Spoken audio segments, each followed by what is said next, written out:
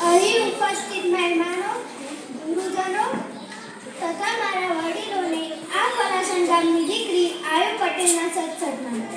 મારું નામ પટેલ આયુ છે. હું ધોરણ 7માં અભ્યાસ કરું છું. મારો આજનો વિષય છે સ્ત્રી ભ્રૂણ હત્યા. આજે હું તમને એક અજન્મેલી દીકરીની વેદના કહીશ. એક અજન્મેલી દીકરીએ પોતાની માતાને લખેલો પત્ર. હું ખુશ છું અને ભગવાનને પણ પ્રાર્થના કરું છું કે તમે બધા ખુશીથી રહો. હું આ પત્ર એટલા માટે લખી રહી છું કે મેં એક સનસનાટીભર્યા સમાચાર સાંભળ્યા, જે સાંભળીને હું પગથી માથા સુધી કાપી ઉઠી. હે માં, તું મને યાદ તો કરતી હોઈશ ને? હા, કેમ નહીં?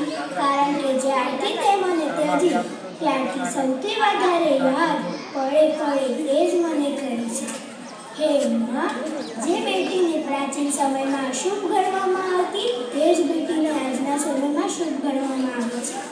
પણ માં, મને પણ થોડી સાંભળજે કે મને આ દુનિયામાં આવતા પહેલા જ તે મને આ દુનિયાથી દૂર કરતા જરાય વિચાર ના આવ્યો કે મને જે અવતાર 84 લાખ અવતાર ભટક્યા પછી મળવાનો હતો તે એક જ પગમાં છીનવી લીધો. માં, મારે આ સરસ મજાની દુનિયાને જોવી હતી, આ દુનિયાને જાણવી હતી, પરંતુ આ તો તે તારા સુખ ખાતર જ મારી બધી આશા તોડી નાખી. શું ભાઈલાઓ જ બધું હોય છે? શું દીકરી તુલસીનો ક્યારો નથી હોતી? ના, પણ તમારા માટે તો દીકરી એ સાપનો જ ભારો છે. પણ સાંભળજે માં, દીકરી વિનાનું ઘર એ આત્મા વિનાના શરીર સમાન છે. આ સાંભળીને વિશ્વાસ જ નથી રહ્યો.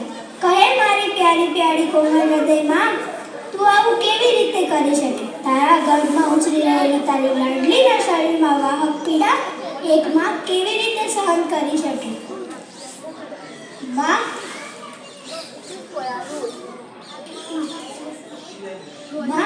હું કન્યા છું, તેની જાણ તને થઈ ગઈ હશે, એટલે જ તું મને જન્મ લેતા અટકાવી રહી છે.